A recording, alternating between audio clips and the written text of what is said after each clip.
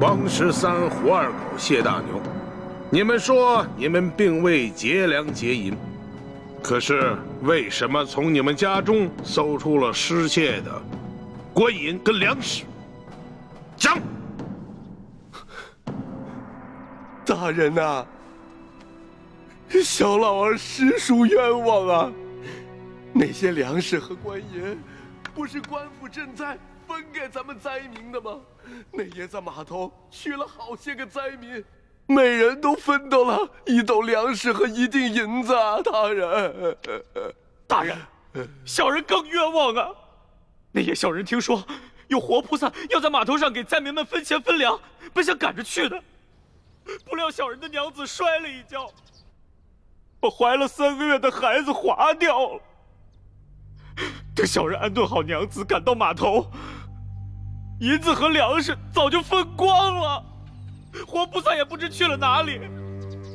小人的家中穷的只剩下4面墙了，也不知差爷们怎会在家中送出这些粮食和1锭银子来。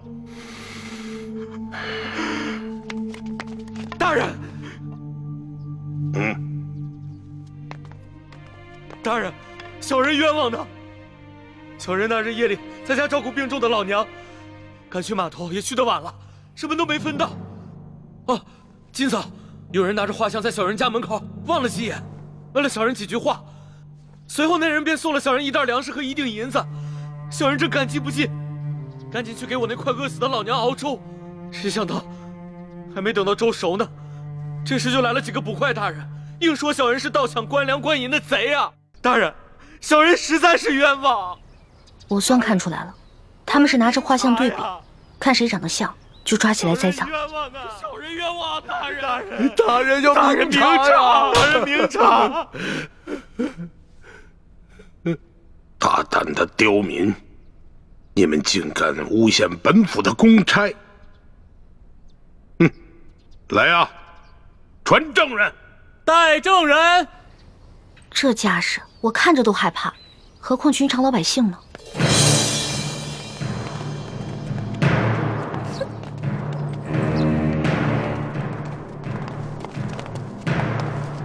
参见大人。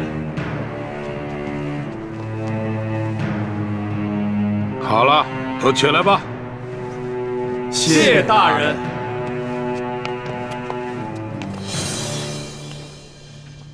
主子，他们脸上那些墨汁啊，是我之前加过药的。要是想洗掉的话，除非搓掉1层脸皮，不然的话1个月都别想洗掉。这些梁上丝毫没有吸取教训，脸上的字还在，却又在陷害无辜百姓了。他们竟然如此不知悔改，将来我便命人将这些字刺在他们脸上，除非他们撕掉脸皮，要不然一辈子都洗不掉。真的？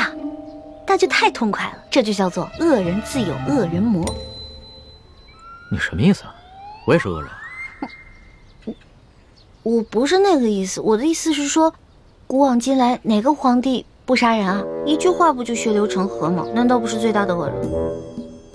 环美，就算主子说了，在宫外可以畅所欲言，但你也不能不知轻重，胡乱说话。我知道，龙小弟嘛，宰相肚里能撑船啊，更何况你是皇上，所以你肚里可以撑100只、1000只，可以撑上万只啊，所以你肯定不会跟小女子计较的，对不对？哎，行了，别说那么吵，我都听不清公堂上的动静了。哦，你们几个证人，认一认前面这3个，他们可是那日打劫你们的匪徒。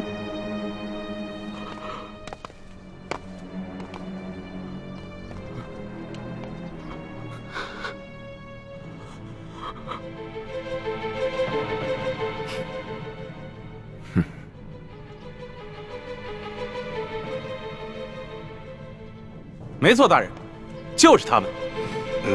好，你们先下去吧。是。大人冤枉！大人冤枉！大人冤枉！大人冤枉！大人！王13，5个人都指认你们，你们还有何话要讲？大老爷，老朽冤枉啊，冤枉啊！冤枉啊，大人！冤枉啊！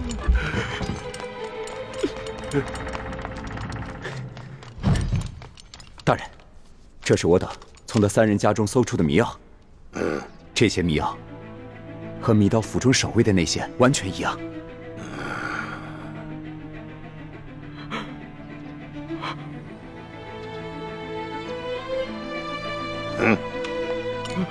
大人，大人，小人跟老娘经常挨饿，早都不想活了，就连买包老鼠药的钱都没有，哪里来的钱买迷药啊？大人，冤枉啊！大人，大人，小人和娘子也饿了好些天了，家中若有迷药，早就不管这么多，先吃下去了，哪里还能留到官员们来搜啊？大人，冤枉啊！大人，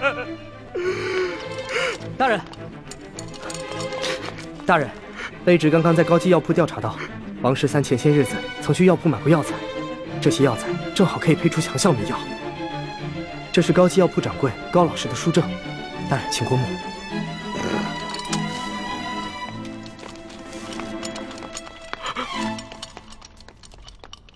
哎呀，谢大牛、胡二狗，你2人没钱买迷药，那这药一定是王十三配好后送给你2人的，对吧？冤枉啊，大人！冤枉啊，大人！小人根本就不认识什么王十三啊，大人！是啊，小人到现在都不知道您说的王十三是谁啊，大人！冤枉啊，大人！大人，冤枉啊，大人！老爷，小老儿前些时日确实到高级药铺买过药，只是想配一些迷药药兔子，怎敢拿这些药去药人呢？大老爷，我更不曾把这些药分给2个不认识的人呢，大老爷。真没想到，他们连相关的伪证都做好了，看这手法，简直是轻车熟路。看来他们早就商量好了，如果找不到我们3个，就要拿这3个无辜的百姓顶罪。你们这些个刁民啊，人证物证俱在，还敢抵赖？冤枉啊，大人！冤枉！还不赶紧给我速速的招来！你们是如何勾结江洋大盗，盗取府库官银的？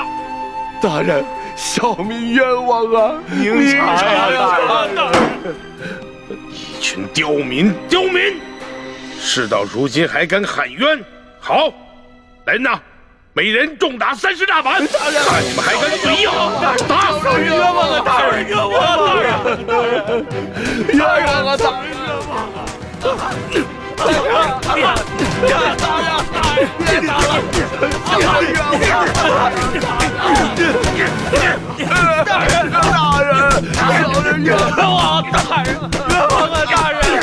这个口官，看来刘德昭是铁了心要将这3个百姓屈打成招了。主子，我实在看不下去了，我必须要阻止他们。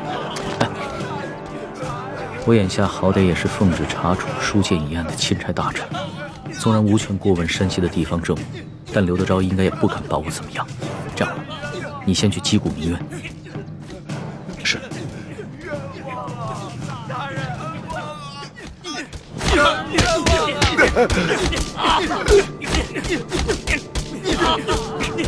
大人，你干什么呢？要干什么？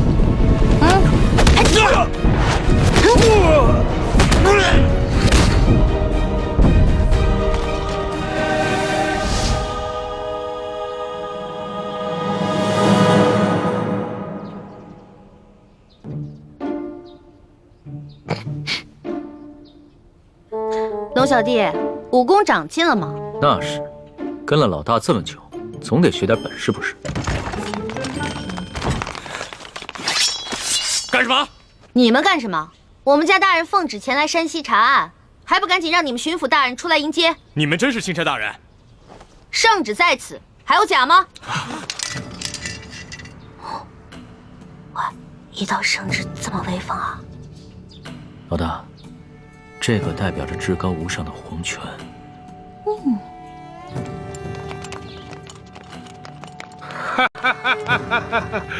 龙大人，刘德昭恭迎钦差大人。早就听说龙大人到了舒大人的府上，本该前去拜会，只是公务繁忙，实在是走不开呀。早有耳闻啊，这山西旱情严重，刘大人一边忙着赈灾，一边忙着缉捕盗匪，确实是忙得很呐。龙大人此次来奉旨调查舒大人遇刺一案，不知办得怎么样了？今日龙大人来，可是想让本府助你一臂之力？确实是需要巡抚大人相助之处啊。本府定当全力配合。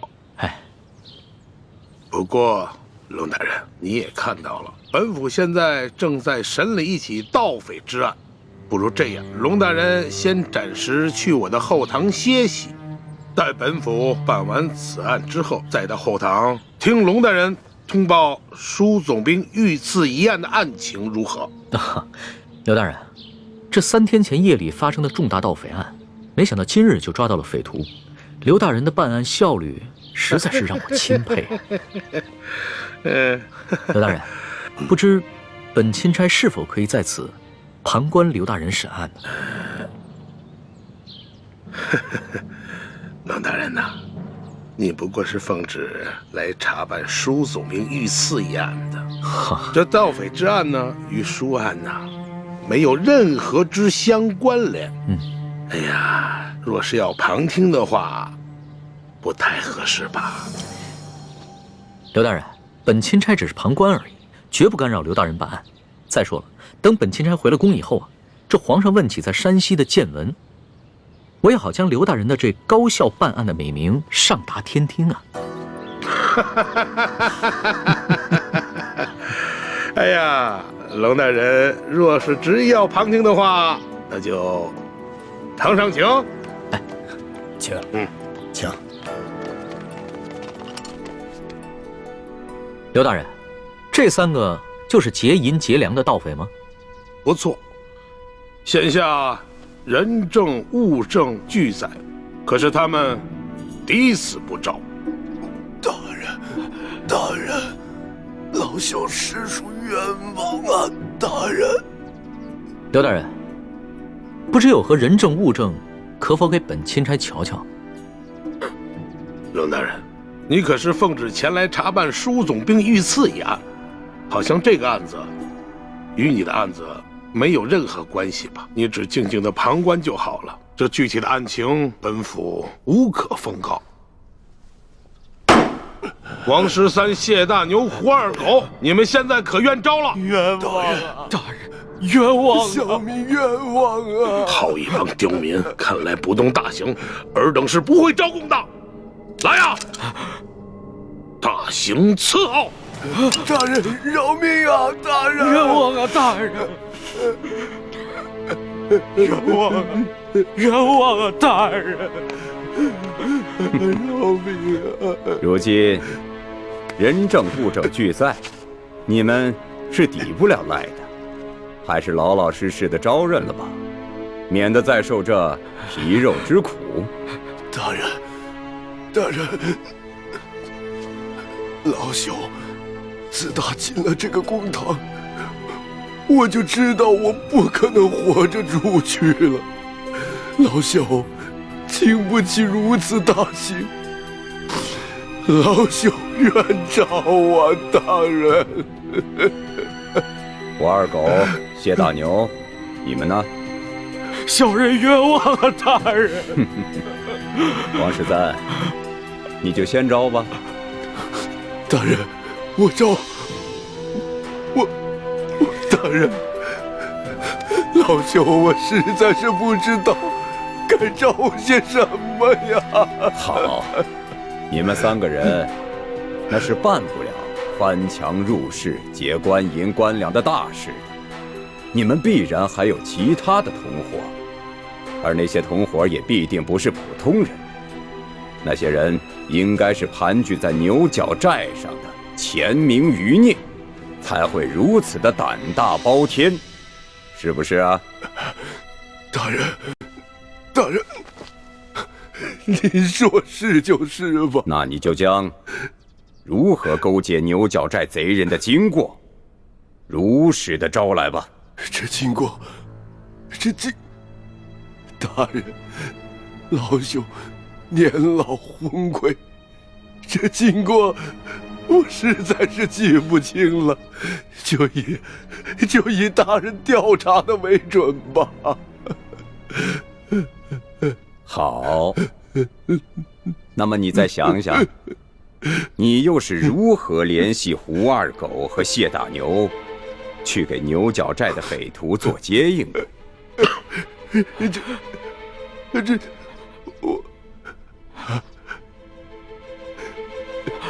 这位老伯，你我素不相识，你要认罪是你的事，可不能胡乱拍咬我们呢。前日我家娘子刚刚流产，还等着我回去照顾她呢。这位老伯伯，我家里还有瞎了眼的老娘等我回去照顾，这盗抢官粮官银可是死罪啊！大人，老朽无儿无女无家产，我死不足惜。可是我与这2位小兄弟素不相识，你要让我胡乱指证，小老儿我心里实在是不安呐。看样子你还是没想明白呀。来人呐，在，让他清醒清醒。大人，老朽冤诏啊！大人，这案情经过，您比老朽更清楚，就请你们代老朽写下供词，让老朽画押便是啊。这就对了。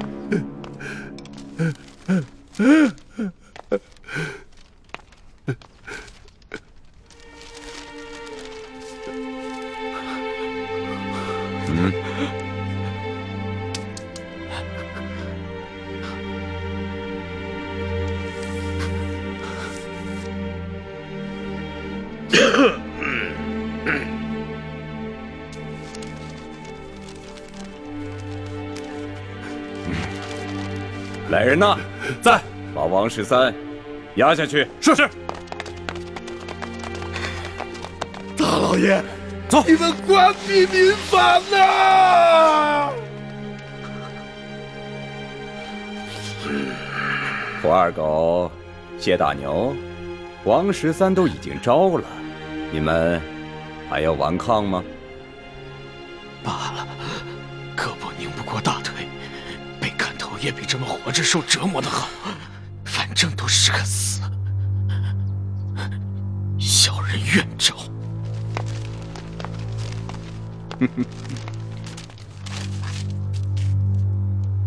有劳大人转告小人娘子，小人不能陪她白头到老了，让她自行改嫁吧。你就放心吧。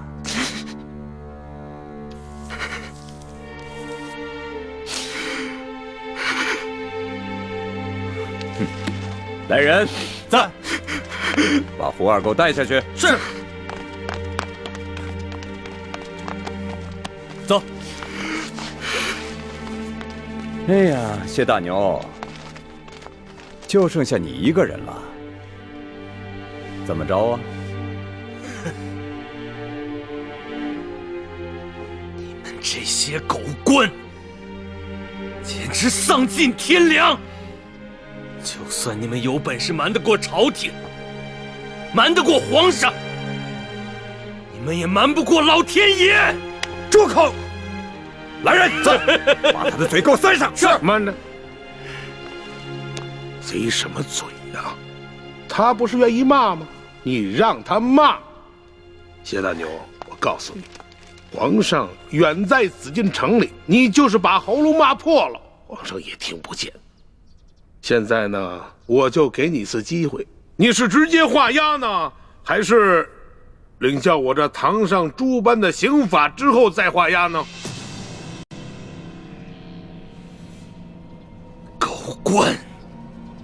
你不得好死！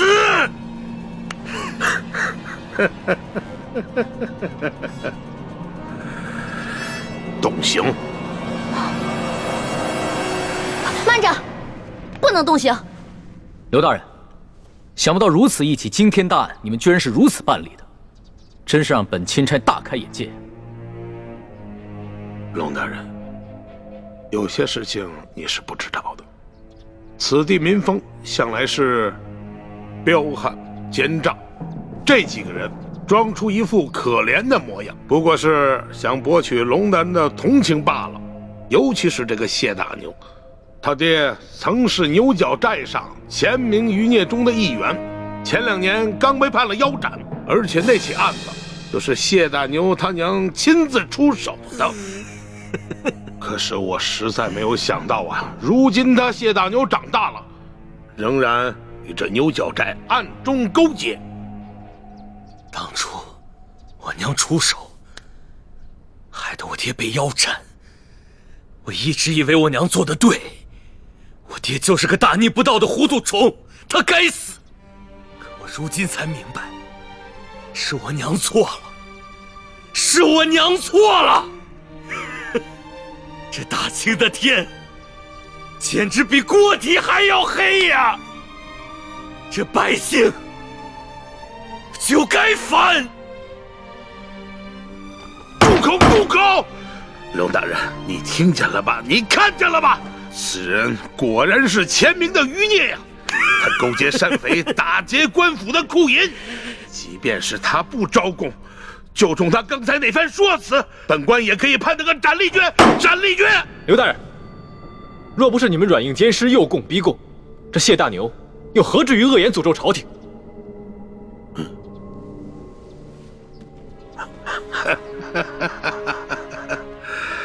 龙大人啊，这2位，一个是您的贴身丫鬟，一个呢是您的贴身护卫，算起来也是您的奴才。可是你今天看看，他们2个竟然敢在公堂之上对本府出言不逊。龙大人，你平时对你的手下是不是未免太放纵了一些啊？刘大人，这公堂之上虽应分尊卑，但更应该论国法。你这个审案的手段，的确让人无法苟同啊！龙大人啊，这说起来，你虽然乃是一个奉旨办案的钦差，不过是官拜5品，比起我这2品的大员来说，似乎是还低了这么几级吧。而且这圣旨上写的是明明白白，你龙大人是来办理舒总兵遇刺一案的。龙大人啊，你这干涉我地方的刑案，恐怕是不合体力吧？刘大人，下官的官职是比你低，可是你就不怕下官回了京城以后，向皇上交旨之时弹劾你吗？龙大人，皇上虽然年少，但他却是圣明的天子，我想他不会听你一面之词的。龙大人啊，你这一路辛苦了，我看还是到后堂先歇息吧。待本府审完这起案子之后，再同你好好交流交流同僚之谊吧。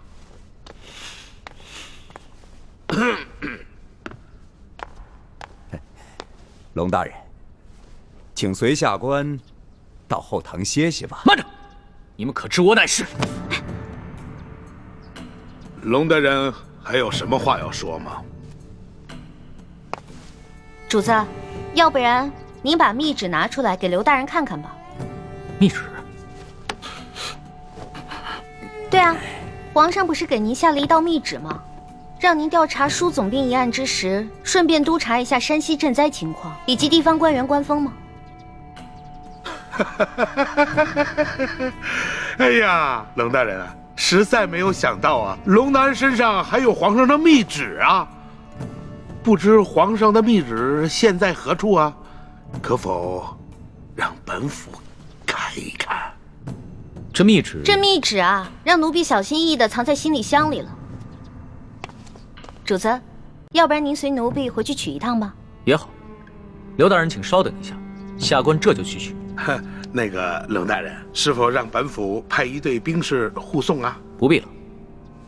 李护卫，你接着替本官陪审，顺便提醒一下刘大人，不要滥用酷刑啊。卑职遵命。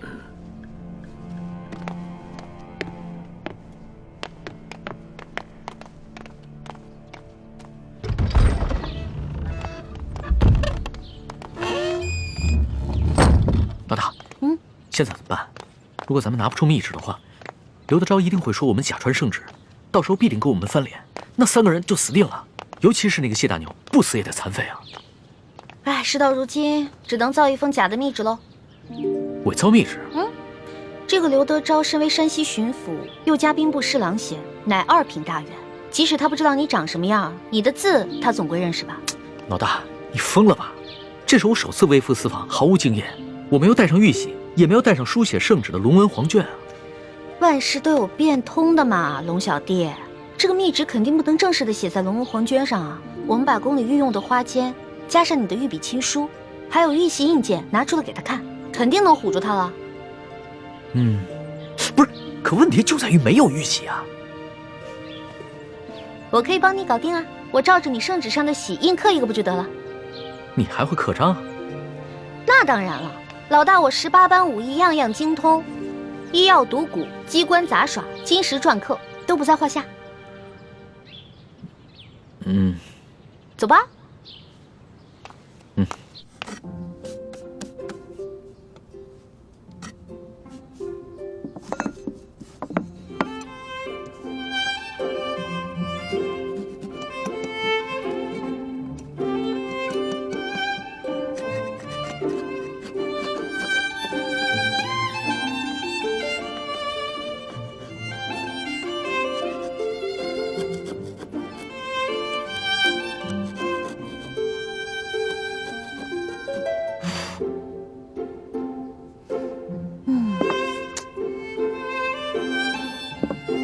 龙小弟，你看这样行吗？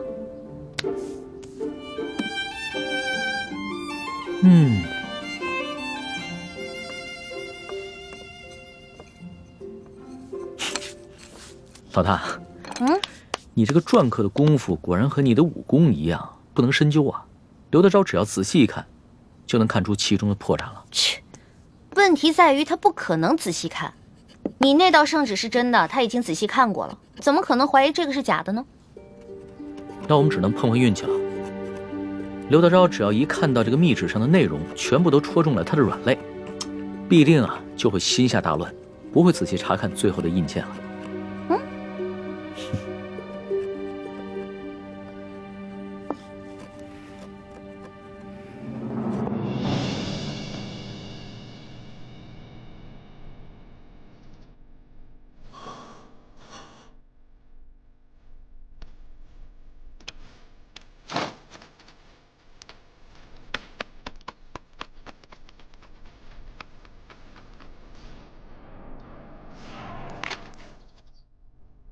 李护卫，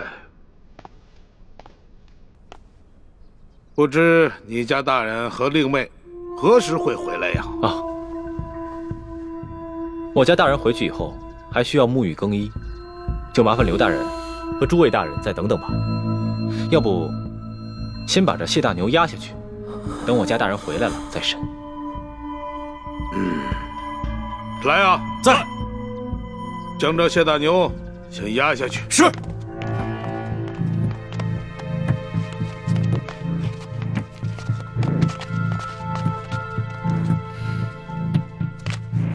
李护卫，不知你家大人是哪一年考取的功名，出自谁的门下？我家大人身份尊贵，恕卑职无可奉告。好，身份显赫，好啊！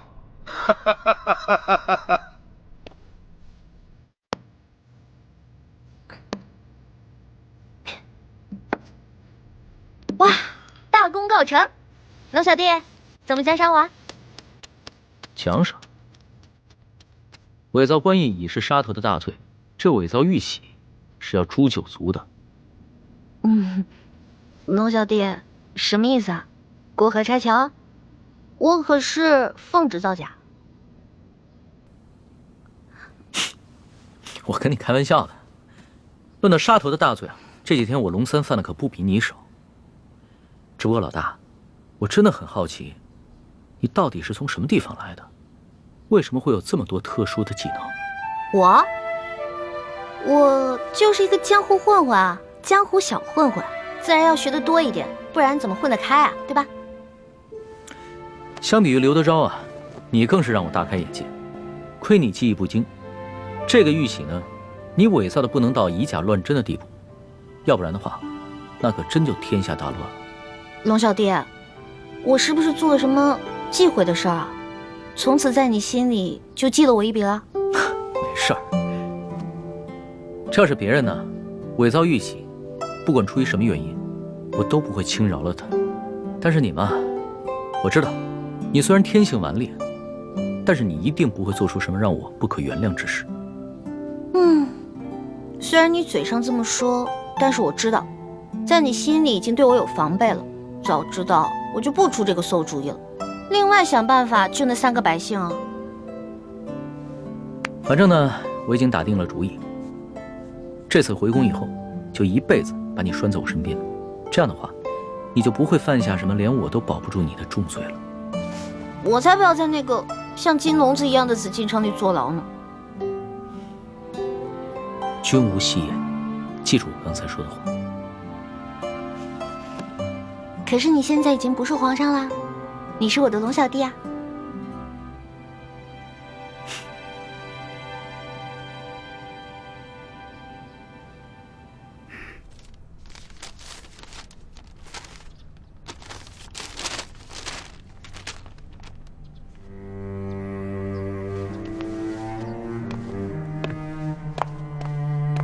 李护卫，待会儿等你家大人回来之后，还请您在你家大人面前替我等多多美言几句啊！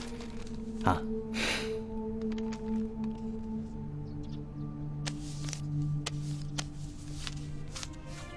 好说，好说。多谢。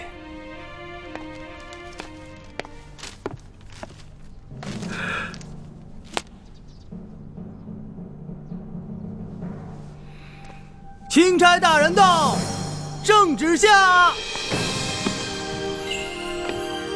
皇上密旨到，刘德昭等一干官员接旨。臣刘德昭接旨。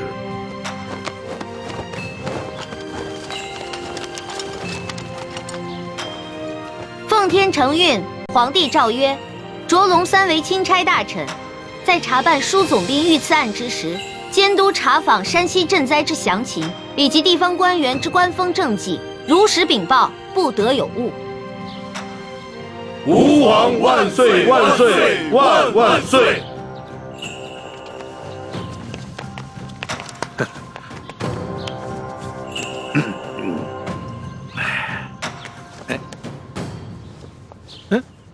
你，刘大人，这皇上的密旨可都听到了。这临出宫前啊，皇上再三叮嘱，一定要详查山西的赈灾详情，以及地方官员的官风政绩。那就有了各位大人多多配合了。哎呀，龙大人您就放心，我等自当竭尽全力的配合龙大人。龙大人这一路实在是辛苦了。这舒总兵的府邸的位置这么偏僻，而且呢，设施呢又这么简陋，实在是委屈龙大人了。龙大人是这样啊，如果龙大人您不嫌弃的话啊，毕府呢有一个小小的别院，而且环境十分之优雅，出行呢十分之便利。大人可否考虑移驾到小院暂住啊？多谢刘大人的美意。只不过啊，这皇上下旨让下官巡查当地的官风，你我不适合走得太近，只怕别人容易多说闲话，对你我都不利啊。哎呀，龙大人，你看你啊，自京城远道而来，那是翻山越岭啊，太辛苦龙大人了。你看啊，你既然到了这里，那怎么着也得让我们这些地方的同僚尽一尽地主之谊吧。主子，咱们这几天在舒府，天天粗茶淡饭，嘴里都淡出鸟来了，不如就看看这刘大人有什么好东西招待我们。鸟的，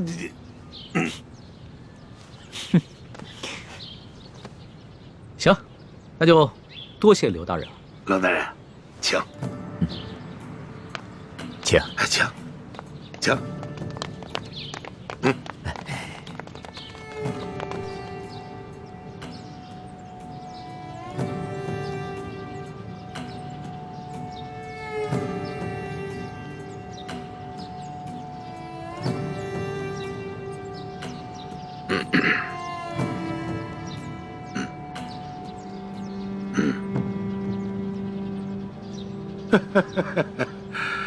哎呀，龙大人啊，能够来此与我们这帮地方同僚小叙，实乃是我等荣幸之至啊！啊，龙大人啊，咱们就别干看着了啊！这些呢，都是毕府的小厨做的一些家常小菜，不知可否合龙大人的胃口？来，龙大人尝尝，尝一尝。刘大人，哎，你这一桌佳肴，不见寻常的鸡鸭鱼肉，全是些难得的山珍海味。刘大人啊，你这家常小菜可比皇上御膳的规格还要高啊！龙大人说笑了啊，这是夸奖我啊。是这样，有菜不能没酒啊。来，龙大人，尝一尝，这可是啊，来，自西域而来的葡萄酒，冰镇之后口感更佳。来，尝一尝。来，二位你们也随意。外面赤日炎炎，焦土千里，没想到刘大人府上还有这冰镇的葡萄美酒啊！不怕龙大人笑话，本府呢体胖怕热，故而呢在这家中多挖了几口冰窖，每到隆冬之时呢，就会大量的取些冰块，以度炎夏。刘大人，会享福。此次山西等省大旱，这皇上啊，在紫禁城里是食不下咽，寝不安枕，麻衣素食1个月之久，还赐龙血抄佛经，这才求得一场甘霖。看来这做天子的，真是不如这做臣子的逍遥自在啊！哎呀，龙大人，此话严重了啊！来，哎，吃菜，来吃菜啊！大人请。刘大人，不必忙活了。你这一盘盘的佳肴，在本钦差的眼中，就是民脂民膏；一杯杯美酒，就是黎民血泪，恕本钦差难以下咽。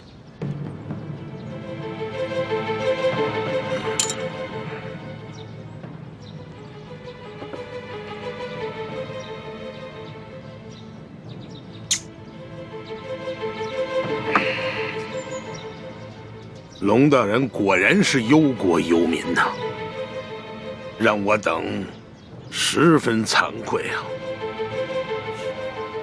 你有什么话，不妨直说，我等洗耳恭听。刘大人，咱们也不必拐弯抹角了。你我已算是心照不宣，我只要求刘大人做好3件事情。不知哪3件？第一，放了王13等人，还有那日你在你小舅子员外抓捕的那些灾民，全部无罪释放，并加以赔偿。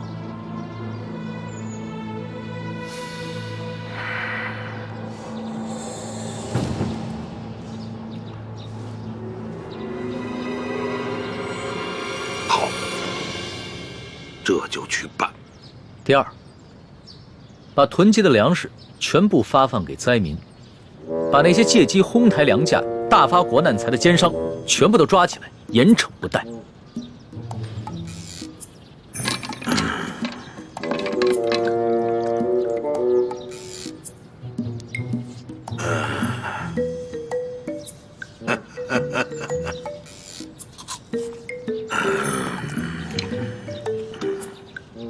好，这就去办。第三，交出赈灾银两的账目，并打开银库，让本钦差一一核查清楚。若有短缺，你等自行想办法补上，然后再跟本钦差一起，把这些银两发放给灾民。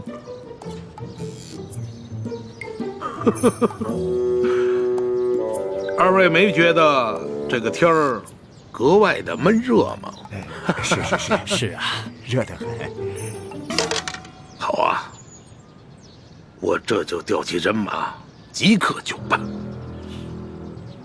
刘大人啊，你可不要敷衍本钦差啊！你们应该都清楚，眼下能否办好这3件事情，不仅关系到数十万灾民的生死，更关系到你等一干地方官员的前途和性命。本府明白。行，那本钦差就告辞了。宋大人，不必了。诸位大人，留在这儿，继续享用这些美酒佳肴吧，别浪费了。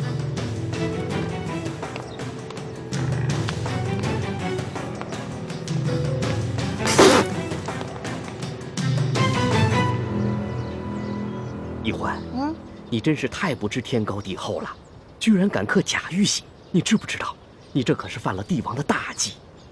虽然皇上表面上夸奖，但你知道他内心是怎么想的吗？我知道啊，我当时说完就感觉到了，他心里肯定不开心了。可是现在反悔也没办法了呀。叔父，易欢也是救人心切，他一向心性单纯，不明白帝王的复杂心思，现在埋怨他也没用了。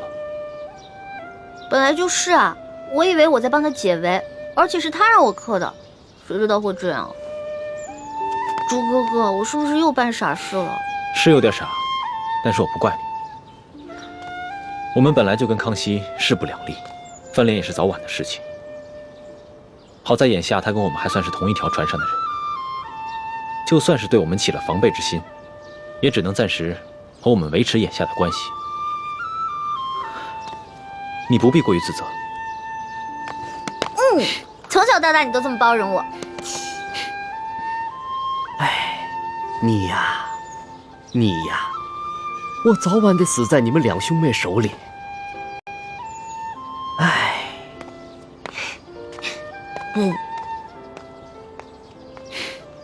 死在你手里。你呀，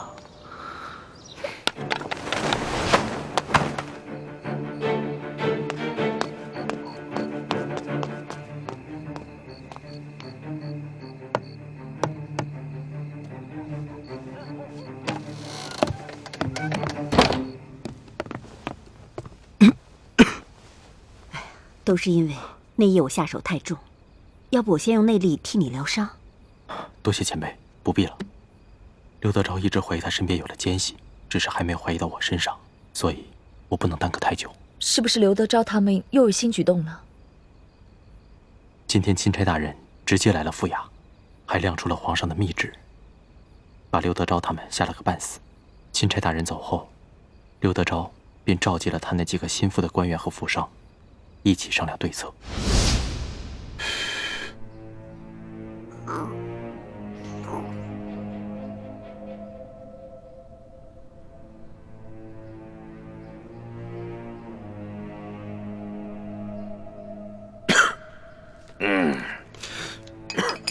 小官啊，你们几个脸上那个字儿还没洗干净啊？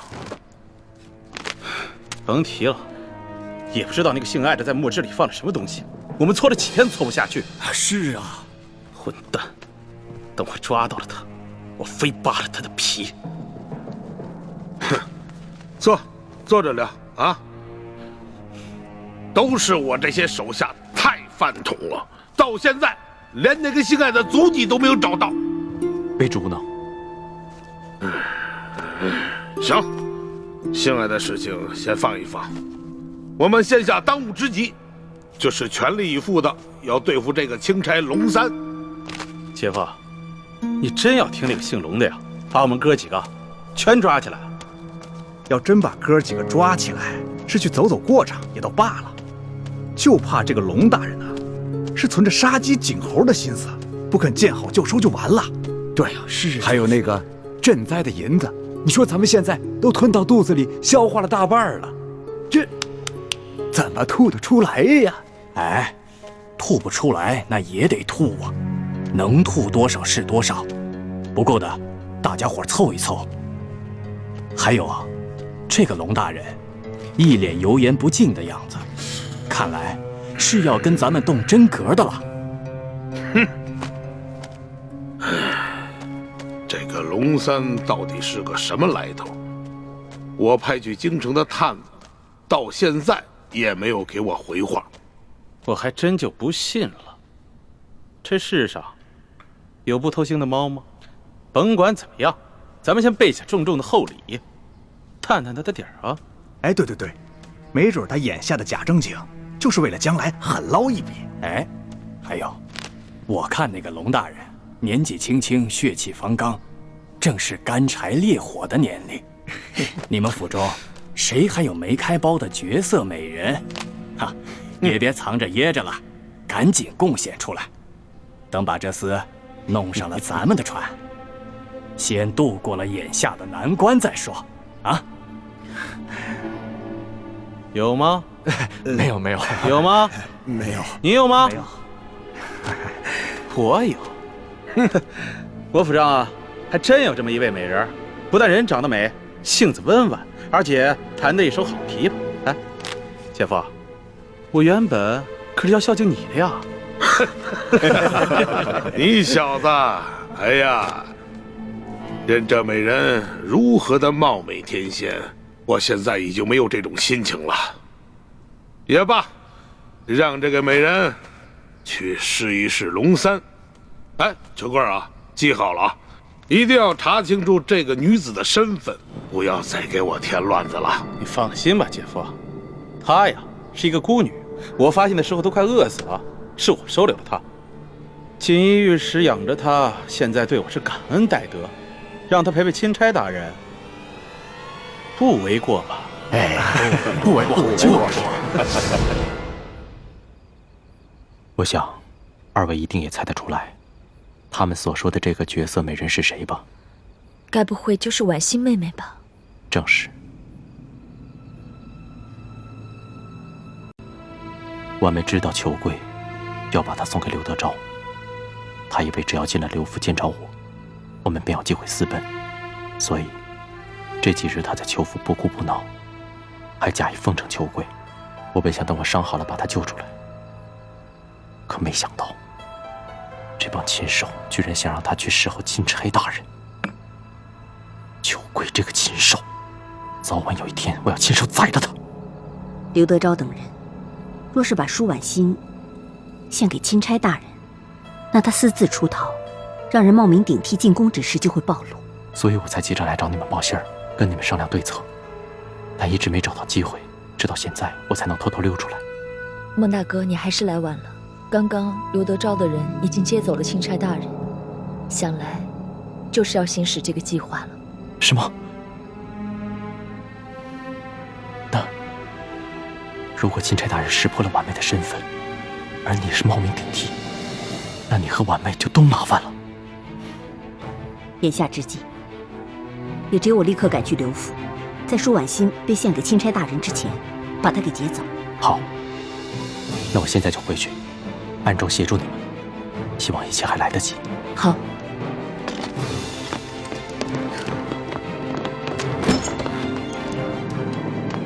我走了。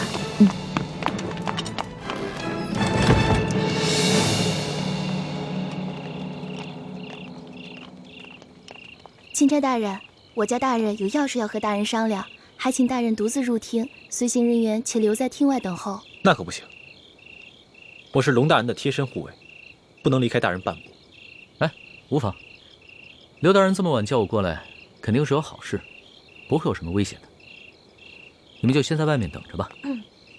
哎，你那件背心穿了吗？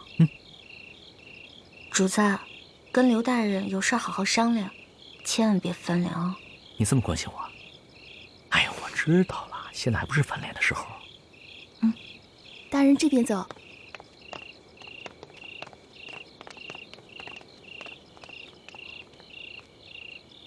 你把背心给他了。小气鬼！龙大人，请。哎呀，龙大人，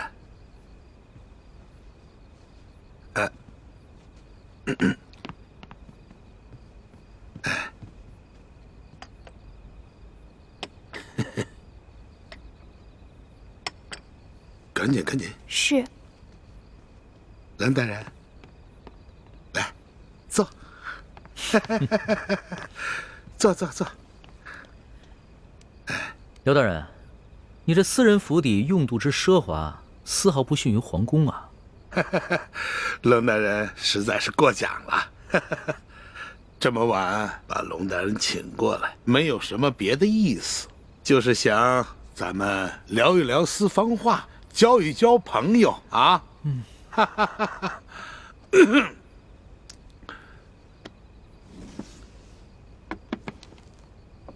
龙大人啊，这下面这一层的金银珠宝，是本地的同僚一点小小的心意；这上面的10万的银票，是本地的商户们孝敬龙大人的。一点点小意思，还请龙大人能够笑纳。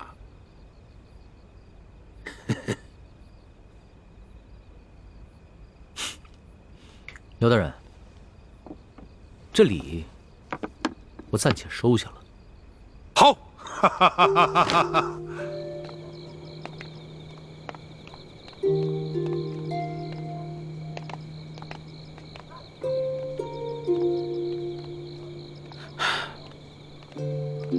万姑娘，等一下见了钦差大人，你可要好生服侍啊。是，裘老板。要是没有裘老板，小女子早就饿得没命了。小女子一定知恩图报。好啊，走吧。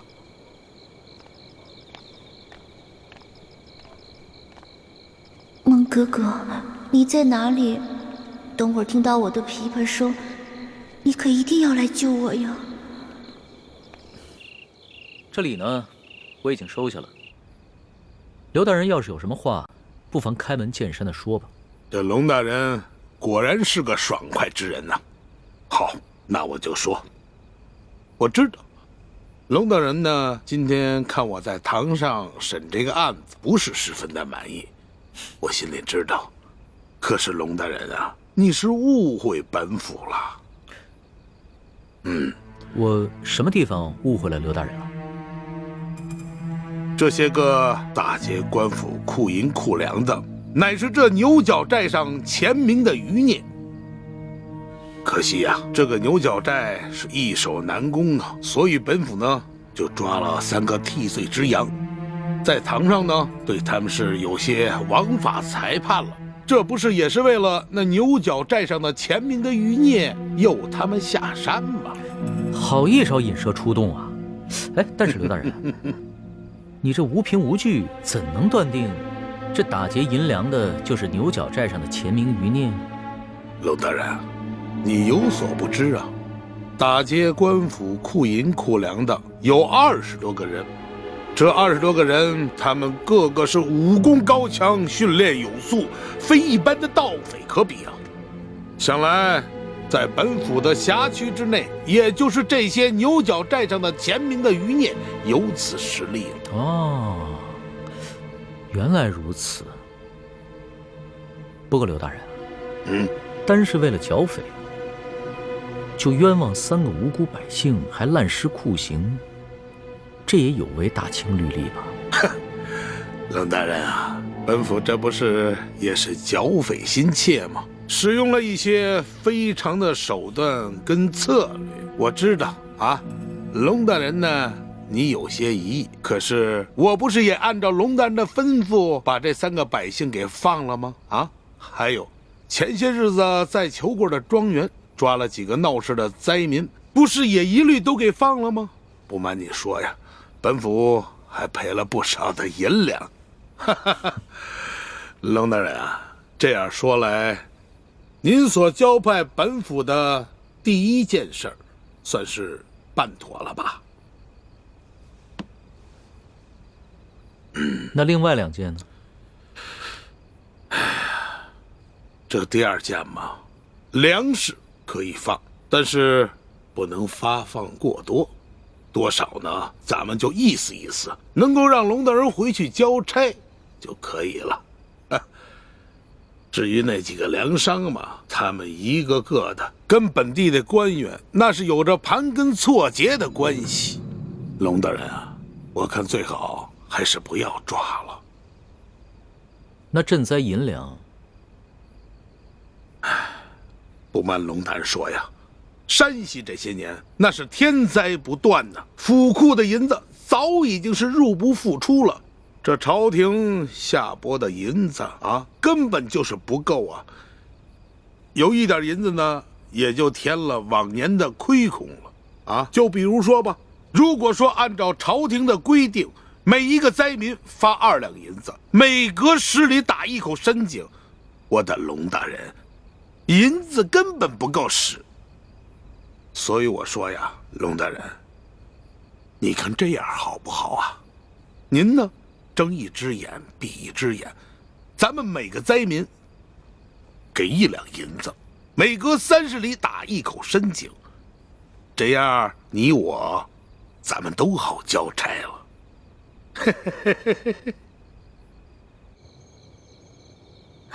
朱哥哥，你说这刘德昭单独把龙小弟招进去，到底想干什么呀？还能干什么？肯定是利诱啊！这些蠢货，如果知道他们正在收买的钦差大人就是当今皇上，肯定会吓得屁滚尿流。嘘，那太好了，咱们可以用他们贿赂龙小弟的钱买粮食，然后分给灾民啊。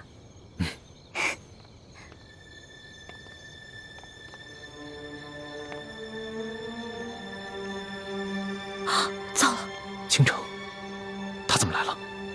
她不是薛姐姐，她是舒婉欣。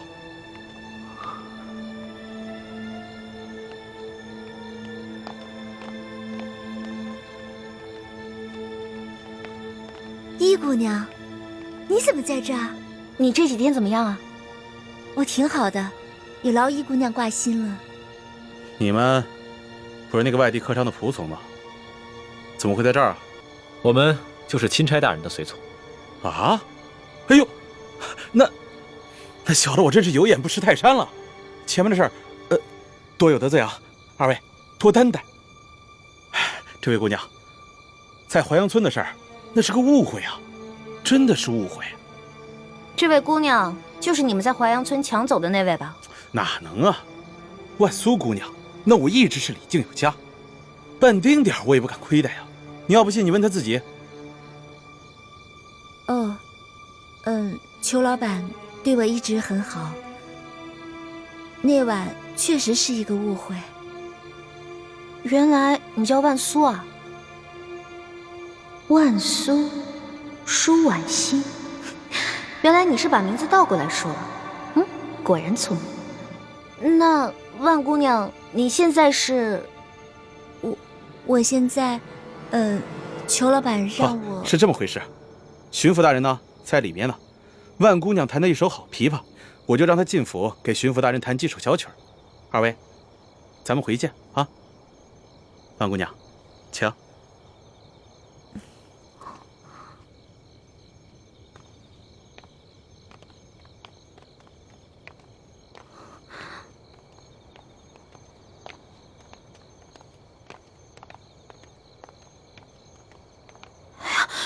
朱哥哥怎么办啊？这个裘贵肯定想把舒婉欣献给刘德昭。有这个可能。那咱们赶紧想办法把舒婉欣救出来吧。现在不能轻举妄动，否则惊动了康熙，让他发现了舒婉欣，就会坏了大事。哦，对了，咱们去找孟祥和，让孟祥和把舒婉欣救出来，最好能马上带她私奔，这样雪姐姐也安全了。不行，距离10年之期还有20天。这个孟祥和很迂腐，他一定不肯提前毁约，一定会坚持到期满之日才带着舒婉欣离开。那怎么办啊？不过，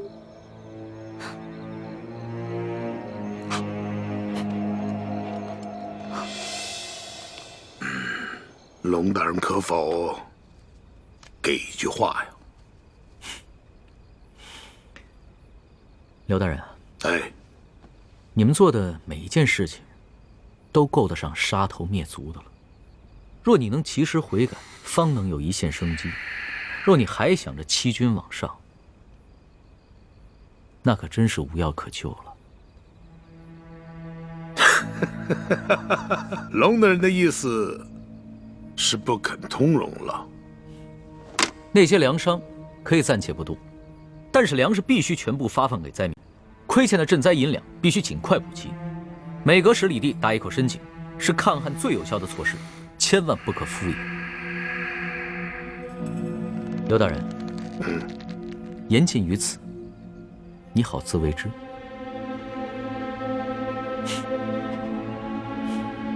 慢！什么？他们让舒婉欣去色诱钦差大人？不行，我得劝主子赶紧回府，不能让他跟舒婉欣见到。且慢，易姑娘不可冲动。刘德昭早有2手准备，如果钦差大人不上钩，他便会马上翻脸杀了钦差，然后再嫁祸给牛角寨上的那些人。我们刚刚悄悄观察了一下，发现这府中已经埋伏了上百名好手，而府外还埋伏了几百甲兵。那怎么办啊？为今之计，既不能让钦差大人见到舒婉欣，也不能让那个刘德昭翻脸，那么就只剩下一个办法了。哎呀，龙大人啊，本府没有别的意思，就是呢，我现在还有一个特殊的礼物要进献给龙大人。什么特殊的礼物？这个礼物啊十分特殊，在我另外一个小院之中，叫逍遥阁。来人呐！老爷，带龙大人去逍遥阁。嘿嘿，哎，大人请。哎，龙大人，还是没有别的意思。给大人拿着。是。龙大人，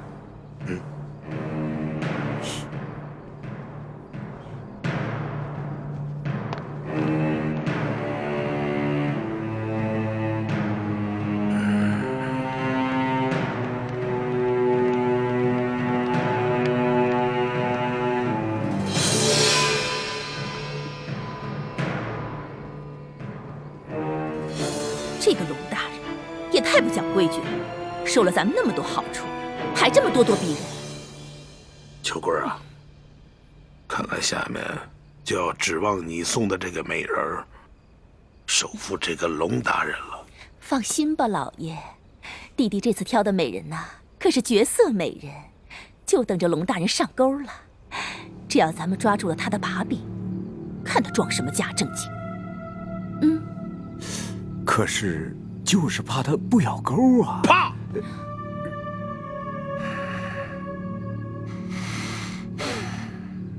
那就一不做，二不休。